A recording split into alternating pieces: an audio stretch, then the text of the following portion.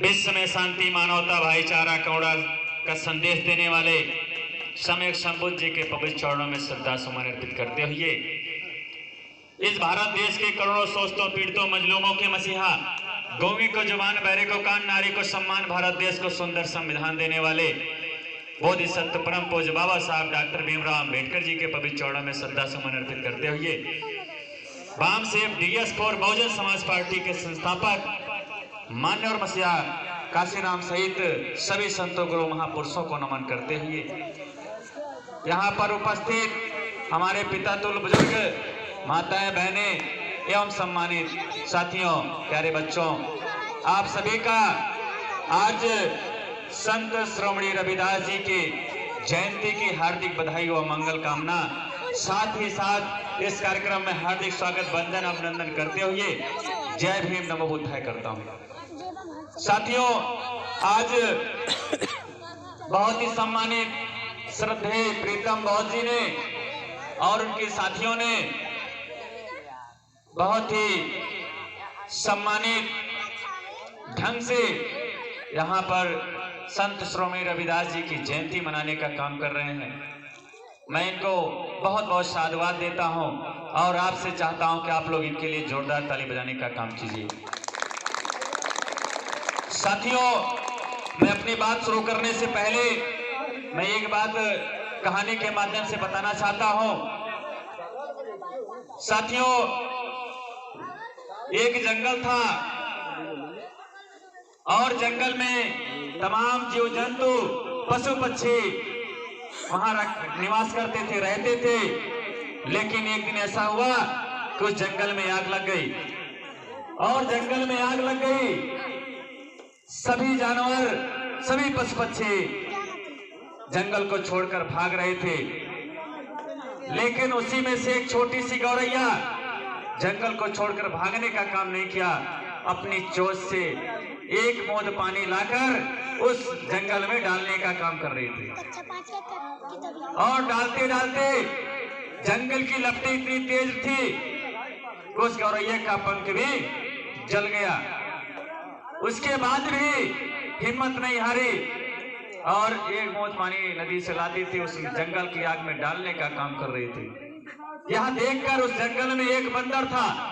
बंदर बहुत हंस रहा था, हंस के कह रहा है, ए गौरैया, तुम्हारा दिमाग खराब है। तेरी एक चोंच के पानी से, चोंच में एक बूंद पानी आता, उस पानी से जंगल की आग बुझने वाली नहीं है। यहाँ तक कि तेरे पंख भी जल गए हैं, उसके बाद भी तू पानी डालने का काम कर रही है। गौरैया बोली, ठीक है, आप सही कह रहे हैं, मेरे एक बूंद के पानी से जंगल की आग बुझने वाली नहीं है। लेकिन जब भी इस जंगल की आग बुझेगी, इतिहास लिखा जाएगा। कोई विद्वान इतिहास लिखने का काम करेगा तो सबसे पहले मेरा नाम लिखेगा स्वर्ण अक्षरों में और आपका नाम गद्दारों के लिस्ट में लिखा जाएगा। यह बात जंगल में हाथी सुन रहे थे। हाथी ने सोचा, जब एक छोटी सी गौरैया इतनी बड़ी सोच, इतनी बड़ी जंगल की आग बुझाने की हिम्मत रख सकती है, हम सभी हाथी मिलकर जंगल की आग में अगर पानी डालना शुरू कर दें तो निश्चित ही जंगल की आग बुझ जाएगी। सम्मानित साथियों, सभी हाथी एक साथ गए, नदी से पानी लाकर जंगल में डालने लगे और अंत में जंगल की आग बुझ गई। सम्मानित साथियों, और आपसे मैं पूछना चाहता हूं कि जंगल की आग किसने बुझाया? गौरैया ने। गौरैया की एक चोंच से, एक बूंद के पानी से आग तो नहीं बुझती। आग किसने बुझाया? हाथी ने। लेकिन शुरुआत किसने किया? गौरैया ने। तो सम्मानित साथियों, बात शुरुआत की है। अगर यहाँ पर आज इतना बड़ा कार्यक्रम हुआ है, अगर कोई आके बहुत बड़ा कार्यक्रम करेगा, उसके पहले नाम इन्हीं लोगों को लिखा जाएगा, उसका नाम बाद में लिखा जाएगा। तो सम्मानित साथियों, आप लोग प्रीतम जी और उनके साथियों का साथ देने का काम कीजिए, क्योंकि आज के समय में जो समस्याएं जो दिक्कतें झेलकर महापुरुषों की विचारधारा को आगे बढ़ाने का काम कर रहे हैं, ये कोई आसान काम नहीं है।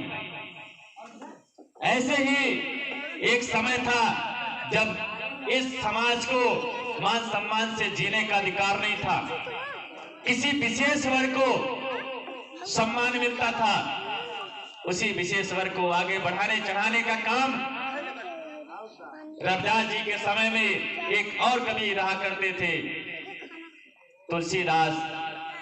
तुलसीदास ने लिखा, पूजय विप्र सकल गुणहीना, पूजय विप्र सकल गुणहीना, और शूद्र न पूजय ज्ञान गुण प्रवीणा। तो सम्मानित साथियों, उन्होंने सिद्ध किया, बताने का काम किया कि एक ब्राह्मण कुछ नहीं है, उसके बाद भी वो पूजनीय है, और शूद्र पढ़ा लिखा है, विद्वान है, ज्ञानी है, उसके बाद भी उसको पूजने का अधिकार नहीं है। तो सम्मानित साथियों, उसी समय रविदास जी ने सामाजिक परिवर्तन, व्यवस्था परिवर्तन की बात बहुत बढ़ चढ़कर बढ़ाने का काम कर रहे थे। और रविदास जी ने भी लिखा और कहा, रैदास ब्राह्मण मत पूजे, जो होवे गुणहीन, पूजा चरण चंडाल के, जो होवे गुण प्रवीण। सम्मानित साथियों, ये बताने का काम किया कि पूजने उसके गुण से होता है, अगर गुण चंडाल में है तो उसकी भी पूजा आपको करनी चाहिए, और जिसके अंदर गुण नहीं है वो चाहे जो भी व्यक्ति हो, उसकी पूजा हमें नहीं करनी चाहिए। सम्मानित साथियों, और उसी कड़ी में आगे बढ़ाते हुए संत रविदास जी ने बहुजन समाज को बताने का काम किया, क्योंकि हमारा समाज सबसे ज्यादा पूजा पाठ करता था, सबसे ज्यादा अंधविश्वास पाखंडवाद को आगे बढ़ाने का काम करता था, और यहाँ तक कि ये चाहे जितना अपराध कर ले, गंगा में स्नान करने से शुद्ध होने का काम, पवित्र होने का काम, इसको बताने का काम करते थे। तो सम्मानित साथियों, रविदास जी ने कहा, मन चंगा तो कठौती में गंगा। सम्मानित साथियों, आज संत श्रोमणी रविदास जी की जयंती मनाने का काम कर रहे हैं। तो साथियों, संत रविदास जी ने आज के समय में ये समस्या, अगर हम बोलते हैं तो समस्या होती है, लेकिन ऐसे समय में जब भारतीय संविधान नहीं था, भारत का कानून नहीं था, उस समय संत श्रोमणी रविदास जी ने कहा, मन चंगा तो कठौती में गंगा।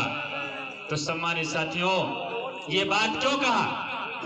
साथियों, जो गंगा है, हम लोग नदी वाले गंगा को जानते हैं, लेकिन संत श्रोमणी रविदास जी ने कहा कि अगर मन आपका शुद्ध है, आप अपराधी नहीं हैं, आपके अंदर भाईचारा, करुणा, मैत्री है, प्रेम है, तो आपके घर में जो जल है वह भी गंगा के समान है। सम्मानित साथियों, संत श्रोमणी रविदास जी ने चमड़े का काम किया करते थे, उसमें चमड़ा भिगोने का काम करते थे। जब उस बर्तन में जो पानी था उसको भी गंगा के समान बताने का काम किया। साथियों, ऐसे महापुरुष, ऐसे संत हैं। आज इन ऐसे संत की विचारधारा जो व्यवस्था परिवर्तन की थी, सामाजिक परिवर्तन की थी, समानता की थी, भाईचारा की थी, प्रेम की थी, करुणा की थी, आज उनकी विचारधारा को चमत्कार के रूप में देखने का काम कर रहे हैं, चमत्कार के रूप में दिखाने का काम कर रहे हैं। बताते हैं संत श्रोमणी रविदास जी चमत्कार करते थे, चमत्कार करते थे। सम्मानित साथियों, संत श्रोमणी रविदास जी कोई चमत्कार नहीं करते थे, उनके अंदर कोई शक्ति नहीं थी। उनका आंदोलन व्यवस्था परिवर्तन, वैचारिक आंदोलन था, सामाजिक परिवर्तन की बात करते थे। लेकिन आज उनको गलत व्याख्यान करने का काम कर रहे हैं। तो हम आप उनके विचारधारा को, सच्चे विचारधारा को जानने का काम करें, उनकी क्या विचारधारा थी, उस पर अपने जीवन को चलने का काम करें, अमल में लाएं, जिससे आपका जीवन धन्य हो, आपका समाज, आपका परिवार आगे बढ़े। सम्मानित साथियों, आज अभी आपको बता दें कि ऐसे महापुरुष हैं जिनकी प्रतिमा का अनावरण हमारे देश के प्रधानमंत्री नरेंद्र मोदी जी 25 फीट की प्रतिमा बनारस में अनावरण करके आए। उन्होंने जिसकी प्रतिमा अनावरण करके आ रहे हैं, क्या उनकी विचारधारा पे चलने का काम कर रहे हैं क्या? सम्मानित साथियों, अनावरण करने से, माथा टेकने से परिवर्तन नहीं आएगा। परिवर्तन आएगा तो विचारधारा से आएगा। संत श्रोमणी रविदास जी कहते थे, सम्मानित साथियों, ऐसा चाहूं राज में जहां मिले सबन को अन्न, छोटा बड़े संब से रविदास रहे प्रसन्न। सम्मानित साथियों, संत श्रोमणी रविदास जी का ये तात्पर्य था। ऐसा चाहते थे कि पूरी व्यवस्था, पूरा भारत के लोग एक बराबर के हों, समान हो, सबको समान भाईचारा हो, सारी सुविधाएं मिले, समानता और मैत्री हो। संत श्रोमणी रविदास जी हिंदुओं को भी फटकारा है, मुसलमानों को भी फटकारा है, इंसानियत का पैगाम दिए संत श्रोमणी रविदास जी। लेकिन आज उनकी विचारधारा को हम आगे नहीं बढ़ा पा रहे, हम उनको चमत्कार के रूप में देखते हैं। सम्मानित साथियों, हमारे समाज का और हमारा भला हो नहीं सकता है जब तक उनकी विचारधारा को असलियत रूप में हम प्रचारित नहीं करेंगे। साथियों, और तो और संत श्रोमणी रविदास जी ने सबसे बड़ी कुठाराघात पहुंचाने का काम किया। जो भारत में 5000 साल से जो जातीय व्यवस्था चल रही है, जाति पर सबसे ज्यादा प्रहार करने का काम किया, जातिवाद को खत्म करने का काम किया और कहा, जाति जाति में जात है जो के तन के बात, जाति जाति में जात है जो के तन के बात, रविदास मानुष ना जुड़ सके जब तक जात न जात। तो सम्मानित साथियों, अगर भारत को एक प्रबुद्ध, संपन्न, शक्तिशाली देश को देखना चाहते हो, देश के रूप में बनाना चाहते हो, तो सबसे पहली व्यवस्था जात को खत्म करना होगा। जब तक जात नहीं खत्म होगी, जाति व्यवस्था नहीं खत्म होगी, तब तक हमारी भाईचारा नहीं बढ़ेगी, ना तो हमारी एकता बढ़ेगी, ना तो हमारी संस्कृति सभ्यता बढ़ेगी। तो सम्मानित साथियों, जातिवाद पर प्रहार करने का काम किया। हमें आपको रविदास जी के विचारों को पढ़ना चाहिए, रविदास जी के मिशन को जानना चाहिए। उनका आंदोलन का क्या था? रविदास जी का आंदोलन भक्ति का आंदोलन नहीं था। ऐसे तो सभी बताएगा, तो यही बताएगा। रविदास जी का आंदोलन, सम्मानित साथियों, वैचारिक था। हमें विचारधारा को आगे बढ़ाना चाहिए। और हमारे बीच में बहुत ही सम्मानित साथी यहाँ पे उपस्थित हैं, आप लोगों को कुछ बात बताएंगे। बस इतना कहना चाहते हैं कि इस बीच में प्रतिमा लगी है माता सावित्रीबाई फुले जी की, ज्योतिबा राव फुले साहब का, तो आप लोग इनके विषय में जानने का काम करें। हमारी माताएं, हमारी बेटियां हैं, खास करके आपको जानना जरूरी है, क्योंकि एक यहाँ पर प्रतिमा लगी बाबा साहब देखना चाहते हो, उसकी तरक्की आंकना चाहते हो, उस समाज की महिलाओं की तरक्की देख लो, निश्चित ही आपको पता चल जाएगा वह समाज कितना तरक्की कर रहा है।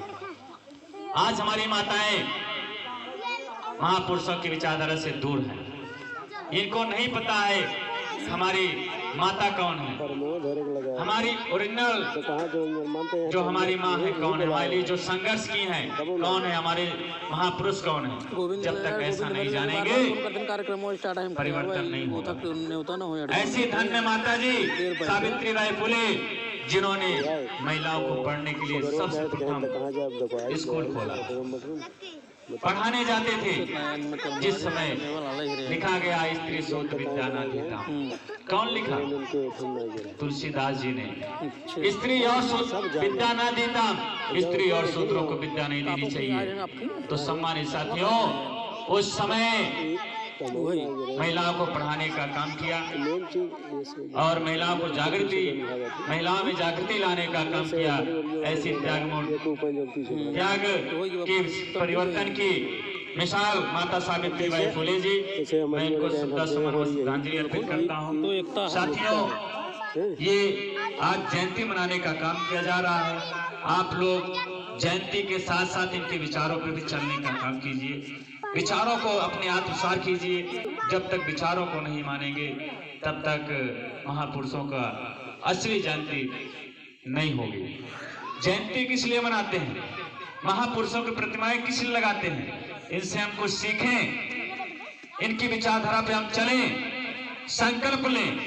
अगर हम संकल्प नहीं लेते हैं, इनको आदर्श मानकर इनकी विचारधारा पे नहीं चलते हैं, तो जयंती मनाने का कोई औचित्य नहीं है। साथियों, ये देश बहुत विषम परिस्थितियों में है, गुजर रहा है। आपके अधिकार खतरे में है। आपके बीच में कुछ समय है, आज भी अपने बच्चों को पढ़ाने का काम कीजिए और आप तर्कवादी बनिए। आपके बीच में आएंगे कोई लोग जो कहेंगे हिंदू खतरे में है, और कुछ लोग आएंगे कहेंगे मुसलमान खतरे में है। सम्मानित साथियों, ना तो हिंदू खतरे में है, ना तो मुसलमान खतरे में है। खतरे में है तो सिर्फ और इस भारत देश का संविधान खतरे में है। आपका अधिकार खतरे में है, आपका सम्मान खतरे में है, आपका जो स्वाभिमान है वह खतरे में है। हमारे महापुरुषों ने सम्मान, स्वाभिमान, अधिकार की लड़ाई लड़ने का काम किया। आप लोग उनके मिशन मोमेंट को आगे बढ़ाने का काम कीजिए। इन्हीं शब्दों के साथ मेरे पास समय का अभाव है, मैं ज्यादा कुछ ना बोलते हुए अपनी बात को विराम देता हूँ। आप लोग जो बात बताई गई है उस पे चलने का काम करें। बहुत बहुत साधुवाद। पुनः आप सभी को सादर जय भीम, नमो बुद्धाय।